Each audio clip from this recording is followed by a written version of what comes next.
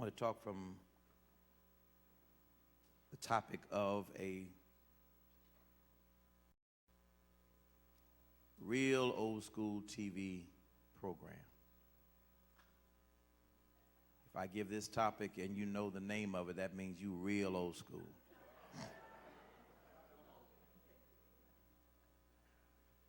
Type of my sermon today is Father Knows Best. Y'all laugh. Too many of y'all laughing. Too many of y'all laughing. Too many of y'all. I got some young people looking around like, what's the deal? Father Knows Best. This American sitcom that starred Robert Young and Jane Wyatt and Billy Gray and some others who, again, is like Chinese to some of you all today. Lauren Chapin. Started out as a radio show in the late 40s. I wasn't around, so I'm just telling you what I heard from my parents. But I was around when it was a TV black and white sitcom. I was around when the TV was only in one room in the house.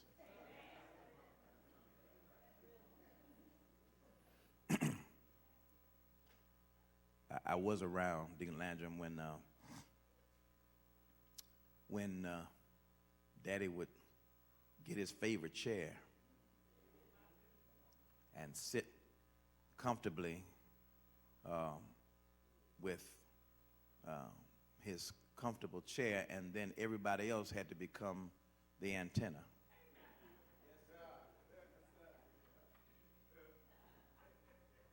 Because he had some rabbit ears up on top of the TV, but if it wasn't coming in focus, somebody had to go pick it up and hold it up like an airplane and just kind of put it to a spot. And then if that didn't happen, he sent for some tinfoil and put tinfoil on the tips. Y'all don't mind if I have daddy memories, do you? The tips of like that was going to help the reception a little better, I guess. And then sometime we were playing ball in the house and we broke the antenna, so he had to get a hanger. Come on, talk to me here. And take the hook off the hanger and stick it down in there. Come on. Then we had to stand over by the window like we were some meteorologists. Amen. I could have got struck by lightning standing by that window. But we had to do that because there were certain shows that they wanted to watch. And before cable, come here, Netflix and all this other stuff that was out, CDs and DVDs. If you got a picture, you had to hold on to it while you had it. But he was one who enjoyed certain shows. He loved watching westerns and loved looking at ball games of all kinds. If it had a ball or a puck in it, he'd watch it. Amen. But he also liked various sitcoms. His favorite was George Jefferson. I think watching, he would laugh all through the house. You could hear him. They just did a remake of that, a live show of that not long ago, and I think he'd have been all over the floor at 85 years old, laughing at Jamie Foxx playing George Jefferson, right? But this one was one that came out early on. It was a family-oriented show. I know that's foreign to TV now. But it lifted up a model of fatherhood, and in this model of fatherhood that it lifted, the name of the TV show itself suggested that even in moments when things looked doubtful, fathers were to be trusted, because whatever it was they were seeking to do, it was the best course of action. Well, let me just say, fathers don't just know best because they're fathers. Fathers, like mothers or like anybody else, only know best when they're connected to the text that basically suggests that if any man lacks wisdom, let them ask of God, who giveth freely to everyone, whatever it is. There used to be a time when fathers had their backs against the wall. They knew how to fall on their knees and pray. There was a time when fathers would get on their knees and bow down and pray to God. There was a time you would come to church and you would see deacons not just standing erect, but knee bent and body bowed. Some of y'all remember those days when they would have folding chairs in church. And them old wooden folding chairs they had. And they would position one up in the front of the church and one would kneel down. I was used to be intrigued when, amen, Deacon Kevin Meredith was a young man, but he still would bow down in front of that chair. He'd get him one and put him up there. But he didn't just learn that. He was watching some father, some elder. That some things are transferred, because when you have been covered by prayers, come on, talk to me here, then you have that same prostrate posture of trusting that God can hear your prayers because you believe your heavenly Father knows best. Deacons back in those days used to cry. And I like the stone face when I see around the world today.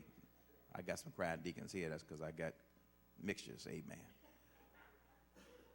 Deacons used to shout. I don't know about you, but I remember churches where deacons might get up and tear down that aisle in a minute. They get excited. They're too close to the fire. Deacons used to stand with pride and respect and dignity, and many of them gave forth a kind of aura in the church so that even other men would understand and know that they had a place in the house of God.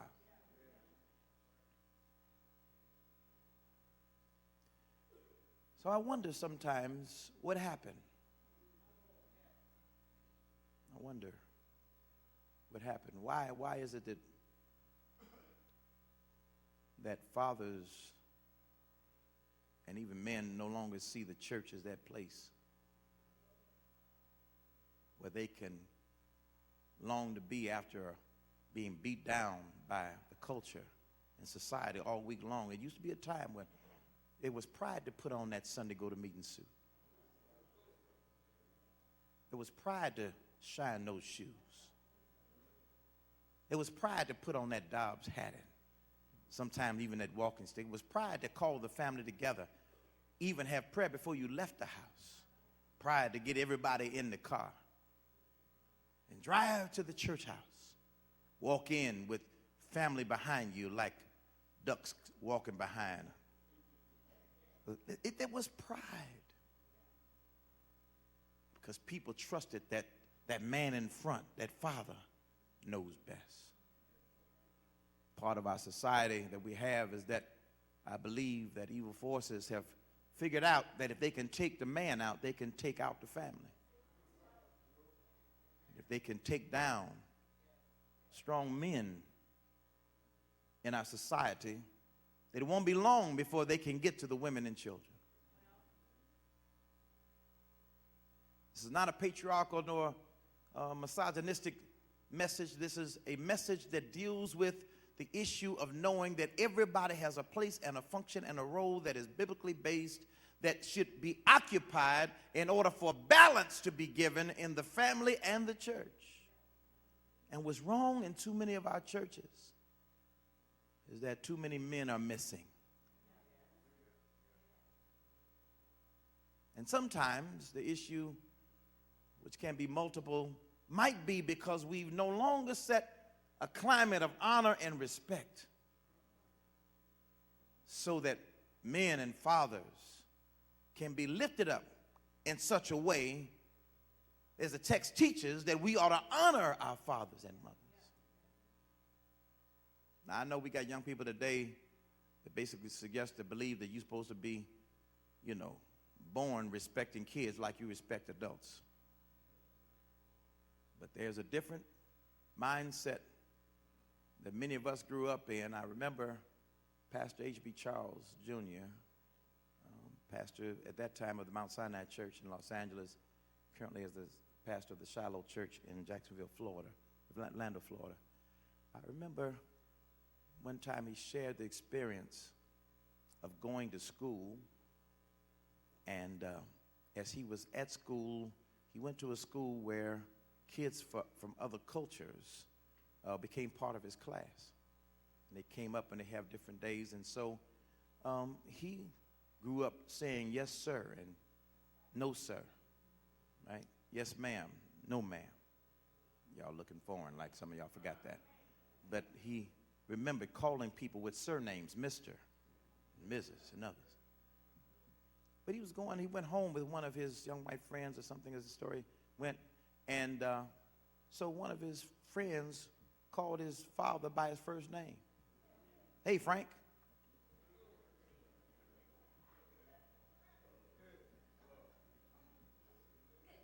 So he thought that was a novel idea. So he went home.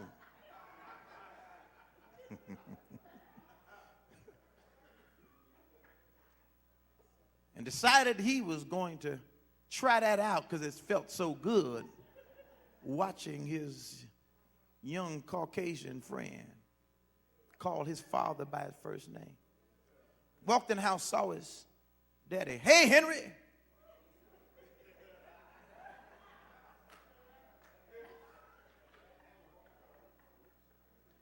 Now, let me pause parenthetically and say, now, had that been my dad,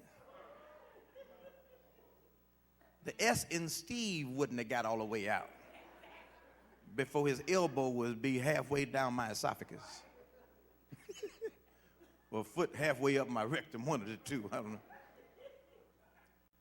But I never forget, HB said to me, he said his father walked out of the room and went in the back, never to come back out that night. And his mother had to tell him the next day that what you did hurt your father so bad, he couldn't even eat his dinner.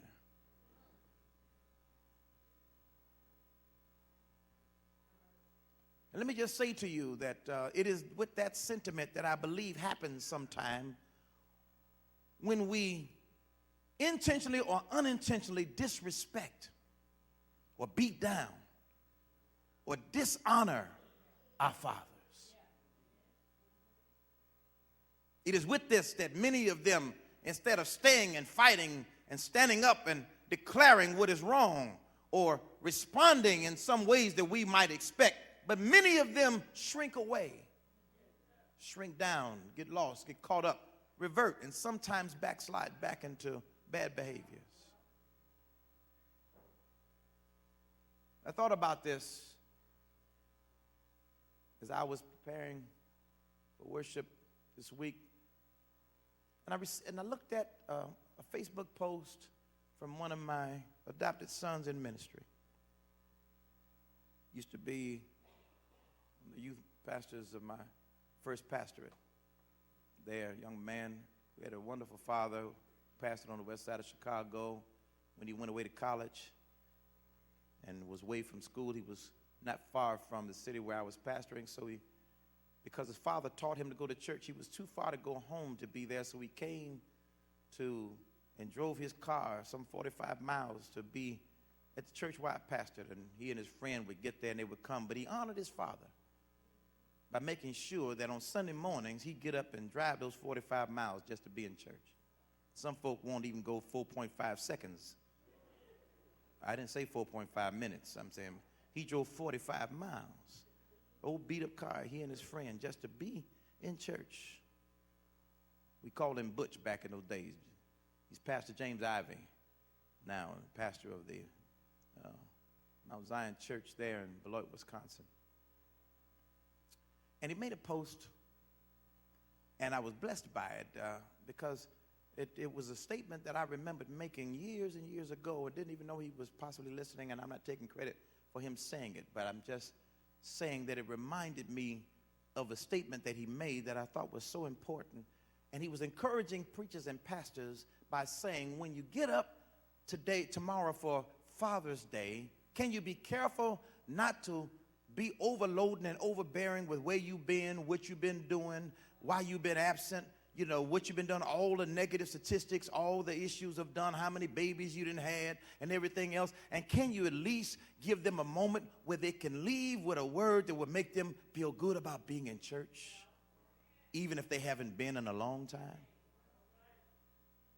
And I thought about that. I said, where have we come to where we have to begin, when young men have to begin to encourage, especially other pastors and preachers and others, to get to a place where we stop running off and running away. Now, I'm not suggesting that we ought to water down the word or we ought not deal with the importance of witness. What I'm saying is that we ought to balance every message, no matter how judgmental it may come across, with the love, mercy, and grace of God, because by reason of our Heavenly Father, all of us have given the privilege of being in this house. And we must have an attitude where we ought not make invisible people who God wants to be part of the story. It's for that reason why I looked at this particular text, Ambrose, because I was looking, and as I was looking at it, I began to absorb this text from the perspective of how Lazarus might have felt. Not in the modern day text where we make him the hero of getting up and being raised from the dead and us talking about what Jesus had done and everything. I'm talking about while it was happening. See, most of us are always Latter-day Saints, where we always look back and we do Monday, you know, they quarterbacking and try to make things look better than it was doing then. You know, and we have to be careful of trying to recreate and do revisionist history, so to speak, where we make things look better. All you people who always talk about the good old days, you know it wasn't all that good when you were going through them. That's the reason why you were up here and not down south. I ain't scared of none of y'all. I don't care why you're looking at me like that. But the truth is that we try to romanticize things to make them sometimes look better than it is. But don't romanticize the possibilities in this text. That maybe how Lazarus may have felt might be the same thing that men and fathers and others who belong and balance in the church. I'm blessed to see as many fathers that stood up in church. But the truth is, in far too many churches, we have absentee men and males, and we have come to a place where most of our young people see a church that is majority feminized. It's the reason why Hebrew Israelite and other movements are coming along and snatching up so many of our young men. There's so many of them are being moved towards more dominant, patriarchal-looking areas because they're looking to something wrong. It's the reason why some of them have gone to gangs and other areas where they know something is wrong, but at least there is a male leader in many of those places that treat them like somebody's son. Empowers them, even if it means putting a gun in their hand or money in their pocket or putting them on a corner. But they're looking for covering by somebody. Some drug lord who shows paternal fatherhood. We judge it. We call it what it is. And we look and we condemn and we talk about all of these different aberrant behaviors. But the truth is, you can't satisfy the need of a young man by criticizing where they're running to if you're not meeting that need. In other words, if the child wasn't hungry, he wouldn't be looking for something to eat. The only reason why other people have a shot at our children is because we're not doing our job to fill the voids that everybody has, because every child wants to be loved. Every child wants to be affiliated. Every child wants to be encouraged and covered. Every child wants to be understood, to know that whatever their potential is, somebody can bring it out of them. And how many times have we allowed people to put us in positions where males and fathers and the men of our society have become anonymous? Note the context of the text. When you look at John, it starts out by just saying that now a certain man was sick. Most times when the text says certain man, it doesn't say who they are. But John goes in particular, and he seemingly in hindsight just turns around and calls his name. His name was Lazarus. He lived in Bethany. It wasn't the town of Lazarus, but it was the town of Mary and Martha. That Mary who anointed the Lord with ointment. I hope you ain't closed your Bible. That Mary that wiped his feet with her hair. And Mary is not noted to because of her affiliation with Lazarus, but Lazarus is known by his affiliation with Mary, whose brother was sick. We take some things lightly and for granted, but sometimes little things can mean much.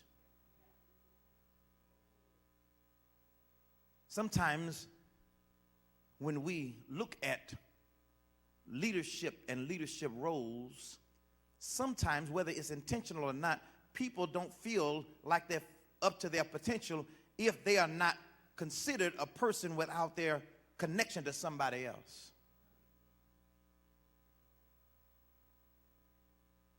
Give the example, Vince, but I remember first time I realized how often people referred to my brother Vincent as Steve's brother.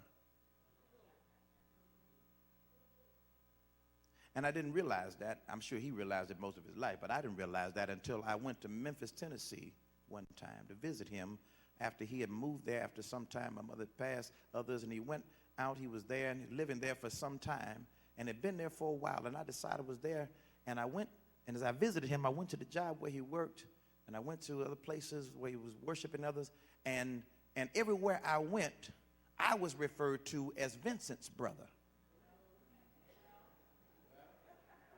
Y'all just missed it.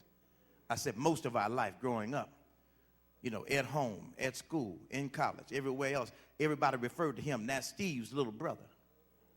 But when I went to Memphis, and I was there, everywhere I went, everybody I met, oh, this is cryptic. Oh, yeah, that's Vincent's brother.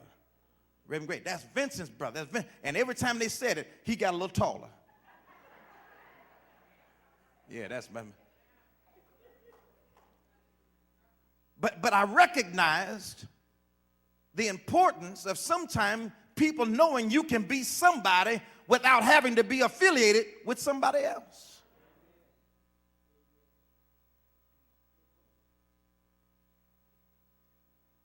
I don't know the age of Lazarus compared to Mary and Martha. I don't know if he was the little brother, the middle brother, or the older brother. All I know is most times when people talked about Jesus and hanging out, it was Jesus, Mary, and Martha.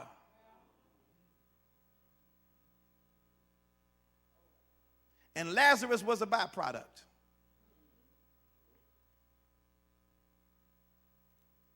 He's the brother of these sisters. Family makeup, 2 sisters and a brother.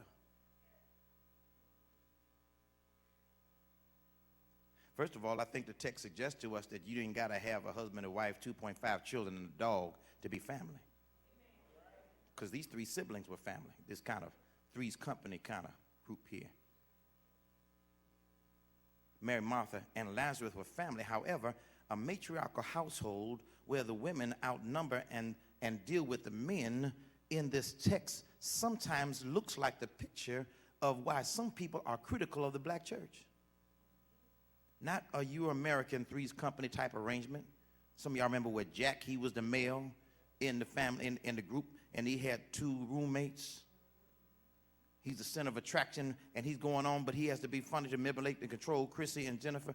But in this text, Lazarus is the one that Jesus ultimately is going to help or heal. But when I looked at it and read it, it began to strike me the possibility that Lazarus may have been feeling some kind of way as a result of what was going on and how it materialized. Whenever you biblically hear of this household mention, it's identified, I told you, by Mary and Martha with Jesus, but often we don't understand or know much about Lazarus. We know Martha is a Susie homemaker or the Betty Crocker of the house. We know Martha kept the rules and kept the house together. We know Mary was the sensitive, sweet, prissy, sitting down, listening to Jesus at the feet, can't get her fingernails dirty because she just went and got them done. She's got her little French manicure, and she got her nails done. But yet still, when she gets to the place where Jesus needed to be able to be blessed on his way, even to the cross, thank God, she was able to take some ointment and to wash his feet. We know a lot about Mary and Martha, but what about Lazarus? Gospel writers focus on interchanges about Mary, Martha, and Jesus on a regular basis, not just in John 11, but throughout Scripture. Whenever he visited the town, dialogues they had with him, even occasions when Martha was upset because Mary always listened to his sermons but didn't want to do no work in the kitchen. She was ready with the chicken, but she wanted to get some meat from the gospel of Jesus. We know all about that, but Lazarus seemingly is outnumbered. He's not outspoken, he's outnumbered. Everybody talking about him, everybody's talking around him, but he never speaks, even in the text. We know what Mary said to Jesus. We know what Martha said to Jesus. But ain't this supposed to be about Lazarus? I'm just saying today, maybe y'all ain't interested in my query. But I'm looking at the fact that knowing he had to be around, looking for somebody to notice him, waiting to hear his name called, hoping that he would be included. I'm the one that's sick. I'm the one going through. I'm the one that looked out for my sisters. I'm the one that made sure things happened. He lived in a Jewish society where the male had many responsibilities, so surely he wasn't just some mama's boy. He had to do something worthy of somebody saying something about him, wishing that they would involve him. Finally, maybe he just got comfortable, Reverend Hall, being absent. I'm not important. They always talking to the women. I come to this church all the time. This sermon ain't for me. It's all examples for the sisters. Jesus come by the house. He ain't coming to see me. He may holler at me, but where's Martha? Where's Mary? Looking for something to eat. Looking for somebody to listen to him. Who's really interested in me? I'm here, but I can do more than just open the door and clean your sandals. I'm here. Is the only time you recognize me is now is because I'm sick? And even then, I'm sick and they tell you I'm sick, and you go to another city. If Mary was sick, would you have been here on time? If Martha had been sick, would you have been here in a hurry? Why is it that when I'm sick now you decide, I hear you in Judea, not Bethany? Can you imagine what must and what might have been going through Lazarus' mind? Oh, yes. It's possible that Lazarus was looking and thinking that Jesus cared more about his sisters, Mary and Martha, than he did about him. It's possible that Lazarus thought that they have this Father's Day kind of mentality, this Men's Day mentality, but they just do that to balance it because it look wrong and it ain't politically correct to just have one-sided. So they'll have it, but nobody's really interested. Mother's Day, you can't get into no restaurant. Father's Day, you can go to anyone at any time at any place without a reservation. Y'all honor, yeah, okay, we put a time, okay, yeah, I'll come to church. How many fathers have really believed deep down they really don't care?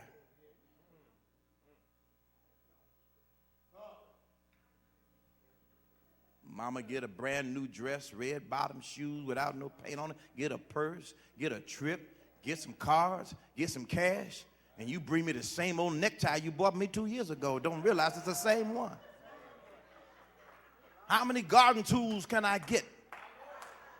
We ain't got no grass.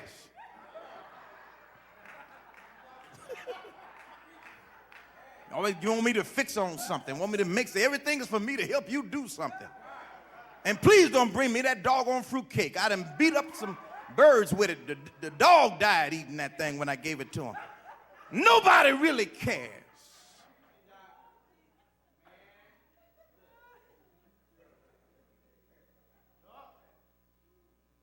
And because you left me thinking so long, and because you don't acknowledge me so much, and because it seemed like everybody gets all the attention but me, and it seemed like that everything's around me, here I am, I live in this house. I've been here. I help control the process, some kind of way the rent get paid with me, Mary, and Martha. But it seemed like I don't get my fair share of the attention. I live on a regular basis. I just want something to eat. They tell me, go get something out your own. Go into the Palestinian refrigerator. Find you something. They hear Jesus coming, they get to cooking.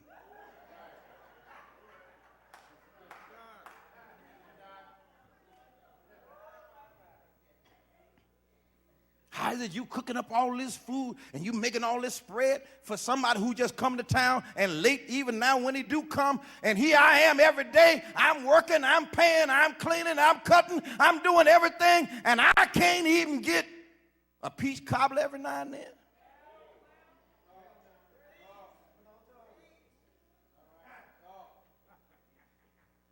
I'm just talking about what happened to Lazarus.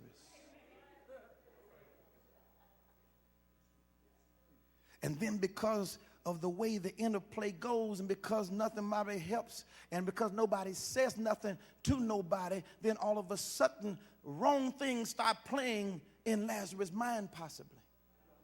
Maybe then he starts seeing stuff in a twisted, contorted kind of way that ain't real, but it becomes real to him. You don't really care about me. You like one of my sisters. Look at the way they fighting over her. I knew he was a playboy. Single preacher going from town to town. Yeah, he ministering all right. Look at him. Forgiving prostitutes, talking to strange street women. I heard he even sent his disciples away when there was a woman at the well one day. Yeah, I know that preacher. Look at the crowd he draws.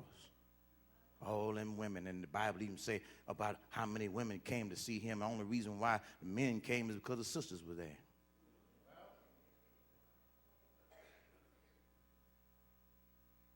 Now he come messing up my house. All day they walk around the house mopping and moaning and grumpy and growling, wearing old t-shirts and raggedy jeans and nightgowns with holes in them and curlers in the hair and no makeup, breath stank, all kinds of stuff. But as soon as they hear Jesus coming to town, look out, here come the new outfits, here's the new hairstyle, loads of makeup, high heel shoes, brushed teeth, cooking all the food. Martha breaking her neck to buy a herb and fix it, and then she going to have a fight with Mary and then want me to mediate the fight. That's why I don't like church. That's why I ain't going to church on Father's Day. I'm sick of it. Church is just like the world I got to work in. This white-ruled, dominant world that don't care nothing about the plight of me. They don't care about my hurts, my feels, my pain. They don't know what I go through on a day-to-day. I got to have a job where I train somebody else to take my place. I got a job. I've been on it for years, and they trying to find ways to lay me off or fire me or drop me before I actually become pensioned or because I get to the place of growth. They don't care about me. And then when I get home, I get the same thing. I'll be doggone if I'm going to go to a church and find that same experience. I'm trying to get a job. I'm trying to provide my family, trying to protect my home, trying to educate my mind, trying to develop my skills, trying to be outstanding in the community, trying to raise my children, trying to fight over racism. I'm trying to do twice as much as everybody else because I got to be twice as good in this community in order just to be considered average. I see police officers, I can't feel comfortable. I got to start looking around, make sure everything's in order. Make sure I got my seatbelt on. Make sure I'm driving slow. Make sure I got things in place. Can't touch nothing, can't grab nothing, can't reach for nothing, because I might end up dead on these streets. Then when I come home with all this stress and frustration, I can't even say hello without somebody overloading me with what went wrong with the kid, what happened in the house, everything else that's happening, everything. And they wonder why I walk back out the door and say I'm going to go with my buddies or going bowling, why I'm in so many leagues or why I'm so many, because I just got to find a place where somebody calls me by my name. Boss pushing me, gang leaders recruiting me, dope dealers hounding me, devils tempting me, preachers warning me, God mad at me, and you wonder why I'm not in church. I'm not in church because I can't leap tall buildings in a single bound. I can't pull a rabbit out of my hat. I may as well just fool around and die. That's why I'm sick. I'm not just physically sick. I'm mentally, emotionally, socially sick, and I'm sick of people looking over me, and the only way I get attention is I gotta almost doggone die. As a matter of fact, they sent a message to tell Jesus I was gravely sick, and he went out doing another revival. I know he knows my condition. He's Jesus. They sent for him 2 days ago. I'm going to fix him. I'm going to go ahead and die.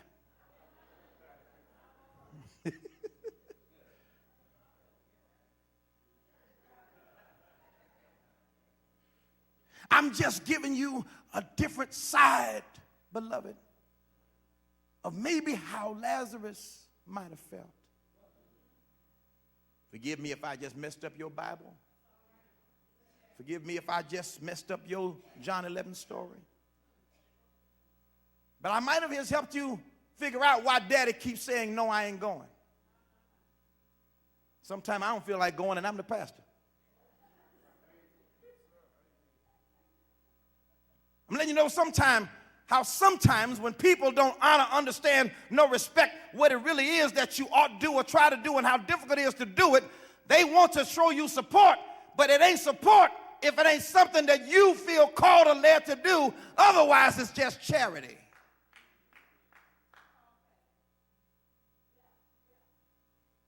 But Lazarus, can I help you? Because as I look, Lazarus, I just want to say to you, I understand how you feel, bro. But just a few things I want to say before we take the offering here at church and let people go on home, because I think I done messed up about 12 people's Father's Day.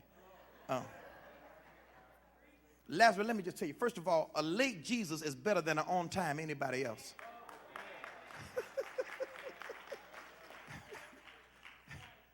I said a late Jesus is better than an on-time anybody else. Lazarus, I need to let you know, I understand your pain or your problem, but don't jump from the skillet to the frying pan.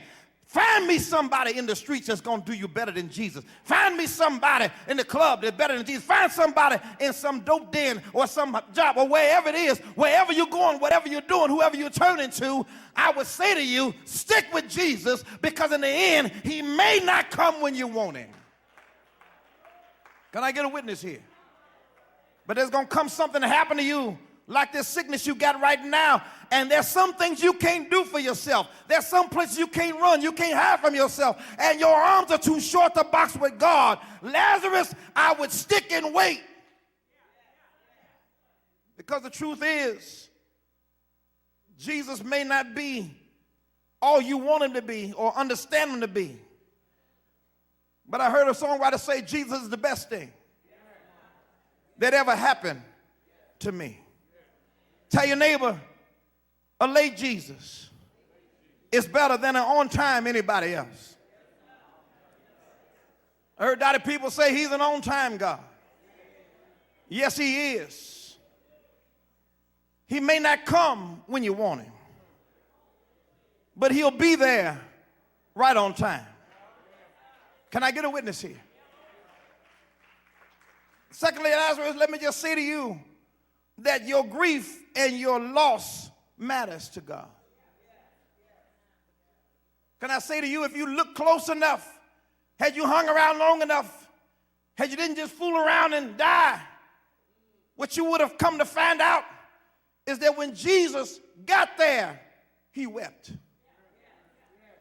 Can I get a witness here? When he got to the house, the Bible records the shortest verse of the Bible, the one some of y'all run to say when it's time to eat and you want to hurry up and eat. But you missed the meaning and the meat of the message. That Jesus didn't just have a teardrop or just a little, him a little. No, he wept. He cried profusely. And I thank God that Jesus showed us that a man can cry over the plight of another man. Jesus showed us that a man can weep over the hurt of another man. Jesus shows us that when you are hurting and when you have taken yourself out the equation, even when you're dead and gone, he didn't say, that's another plate for us to eat. Let me invite somebody else to the house. When he saw that Lazarus was gone and the hurt was in the house and Lazarus had died, Jesus wept. Lazarus, Jesus does care. Don't you let no different crazy off-brand theology try to tell you he doesn't. Don't you let somebody try to tell you he's some other color, some other culture, some other kind tell you he doesn't. Don't you let somebody who's in a feminized looking church tell you he doesn't. Don't you let somebody who ultimately doesn't pay you attention say he doesn't. I don't care what people do. I tell you what, you just fool around and wait in long enough. Because I found out that he will show up. And he don't show up as just some superhuman being. But Jesus shows up with a caring posture. And that is, let me just say to you, that sometimes you would show more fatherhood in your tears than you can with your stern looks. Sometimes you can do it more with your weeping than you can with your whipping. Sometimes you can show more that you care and love by your time than you do with your dollars. Can I get a witness here? Jesus knew without notice. He didn't need the disciples to tell him what was happening. Jesus was basically saying if you were to diagnose Lazarus, you pronounced him dead. Mary and Martha said he was dead. The friends and the neighbors said he's dead. Even Swanson's and Pie said he was dead. Y'all missing what I'm saying here. The coroner downtown said he's dead. But be careful of rendering this daddy dead. The prison statistics said he's dead. The drug epidemic said he's dead. AIDS says he's dead. Epidemic, educational says he's dead. The school system says he's dead. The politics of the nation says he's dead. And everybody has pronounced him dead. But I didn't say he was dead. If you listen, I said he was asleep. You might think he's dead. But to me, he's asleep. Well, I'm preaching good and I got to quit. I know it's hard to handle Jesus' delays, Lazarus. I know it's hard to wait on him. But you ain't the only one. And what happens when you let your mind trap yourself, you'll think you're the only one going through something.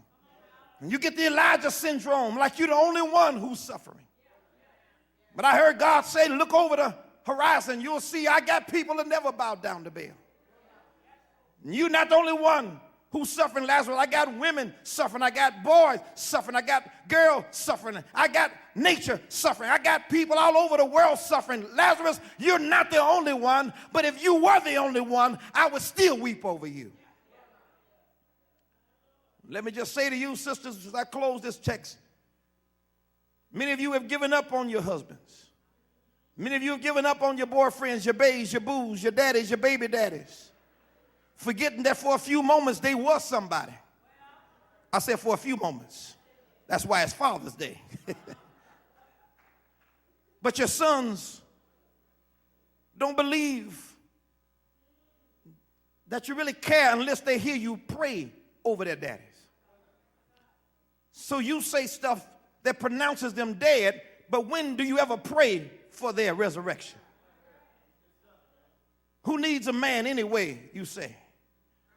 Man can't do nothing for me, you say.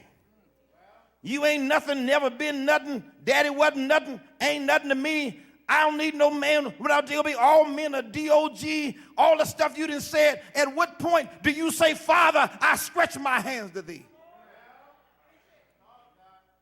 You got to understand, you got to change your dialogue. Because if you can do bad by yourself, then try having a baby by yourself. Truth of the matter is that whatever you do, if you did involve yourself, can you at least look out for the fact that it's somewhere deep down in Lazarus? It might be something waiting to come alive. If you can just, you ain't got to live with him, you ain't got to marry him, you ain't got to keep paying for him, you ain't got to loan him your car, you ain't got to get him $20, but can you keep praying for him? Can you keep on bringing him to the place of resurrection? Can you keep on telling them Jesus knows all about your trouble? And he will guide till the day is done. I'm getting a little music in my voice, so I got to quit here now. But don't stop praying. Look at your neighbor and say, neighbor, don't you stop praying for Lazarus. Because Jesus ain't shown up yet. Don't be, like the rest of them and put him in a grave, wrap him up, and put a rock over him.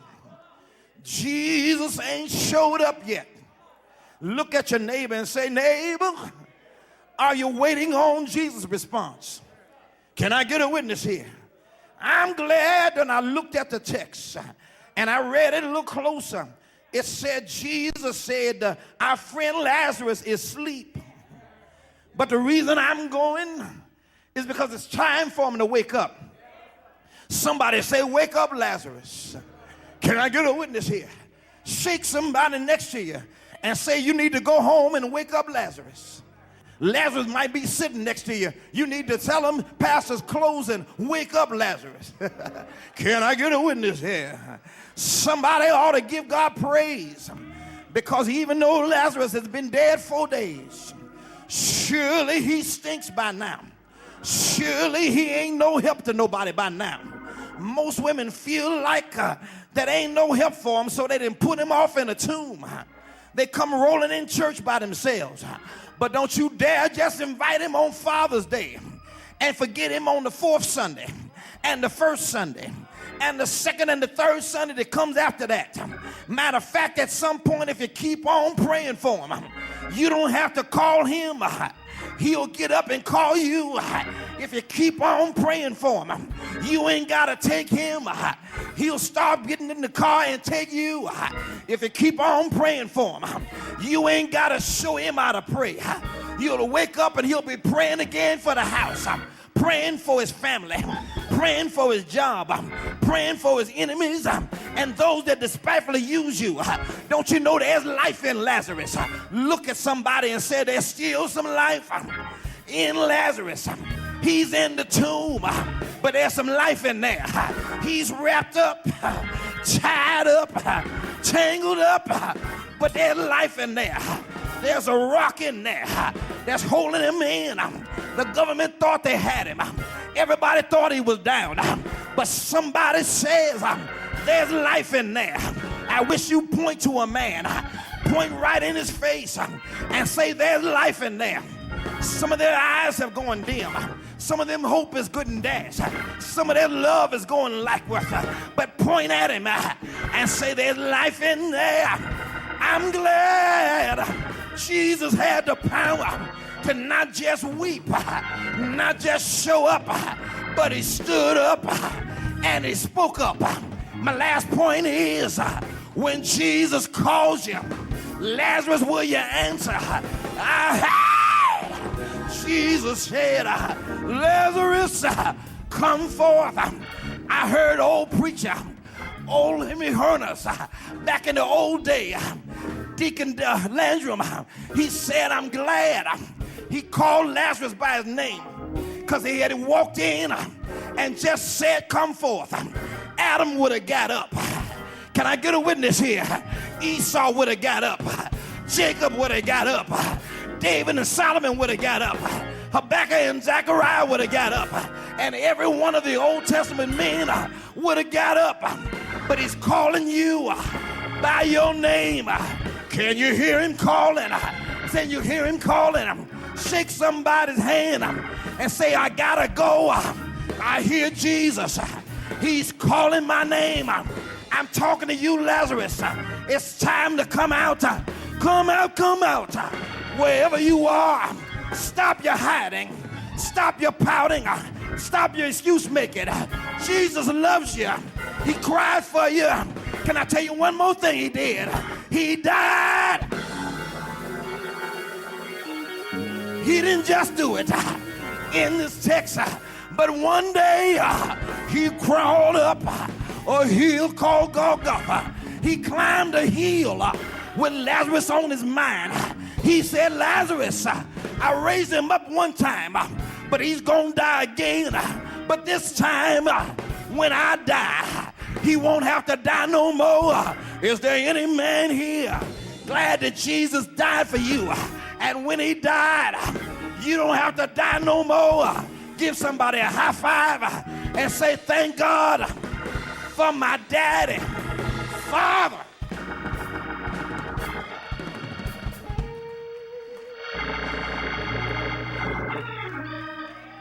I said, Father, he said on the cross, I said, Abba, Father. He cried out to his daddy. And when I read the text and I heard him on the cross, it's the same voice I heard standing in the grave. Because before he raised him up, he didn't try to be a macho man. He didn't try to be T'Challa at the Wakanda. He didn't try to be Iron Man. He didn't try to be Superman. He yielded to his father and said, Daddy, can you help me get this man up? Look at somebody and say, neighbor, if you want Lazarus to rise, call on his father.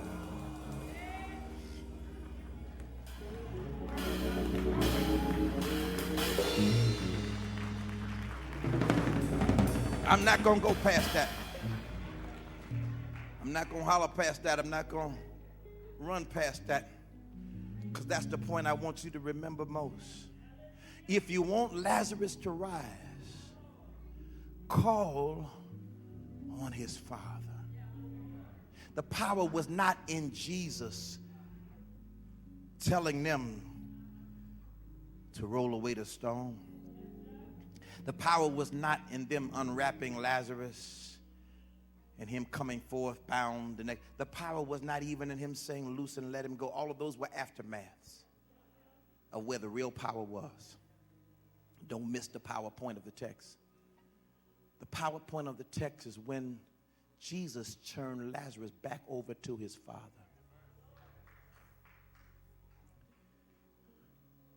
The PowerPoint of the text that people skip over and miss is that where the power of the raising of Lazarus came is when Jesus didn't just rush in like Rambo and say, boy, get up, you knew I was coming. Why you tripping? You know I love you. He wasn't trying to skirt over it, make up for it. He wasn't trying to do it. No, he didn't do none of that. He went to the grave. He went to the place where he was. He didn't wait for Lazarus to come to church, because when you dead, you can't move no more. Some of y'all waiting on men to come back. Baby, they dead. You got to go where they are. Jesus didn't say bring the tomb to the church. He took the church to the tomb. Y'all ain't listening to me. And he went to the place, and when he got there, they were saying, ain't no need, because he's thinking by now. I can imagine Jesus said, and so is your attitude.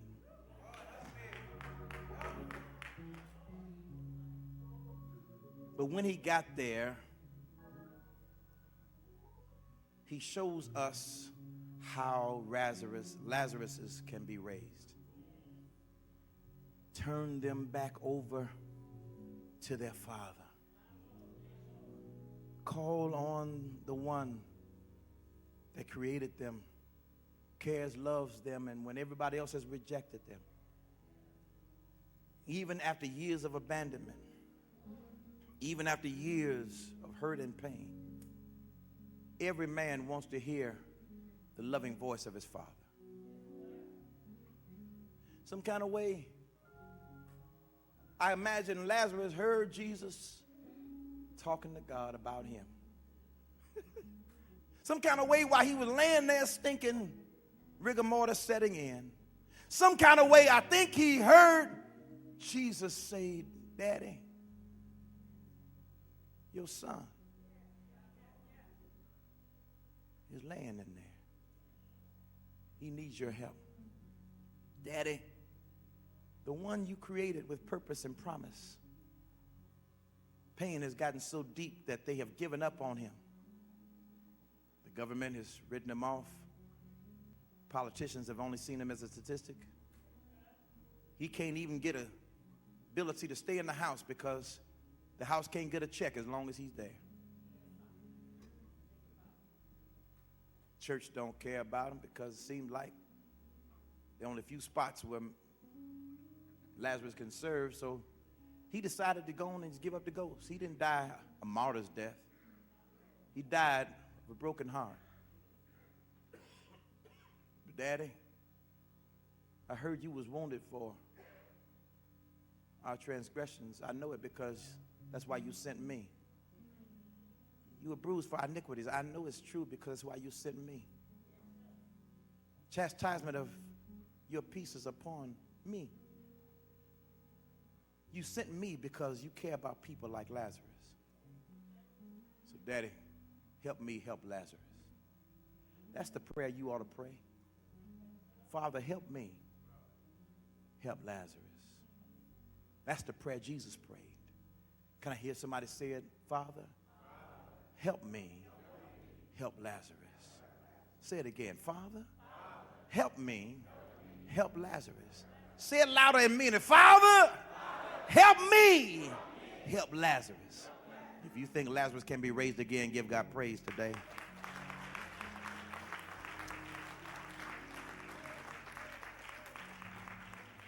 I don't care what kind of rigor mortis or decay has set in. Although you were dead and hopeless, bound hand and foot, Jesus says, I am the resurrection. He says, I am the life. That's what he said to them in the text. He says, if you want to see life, look at me. The doors are open for somebody right now who wants to come to be able to resurrect a renewed hope, renewed faith in a God that loves Lazarus. The door is open today for somebody. Clap your hands. Someone's coming even now.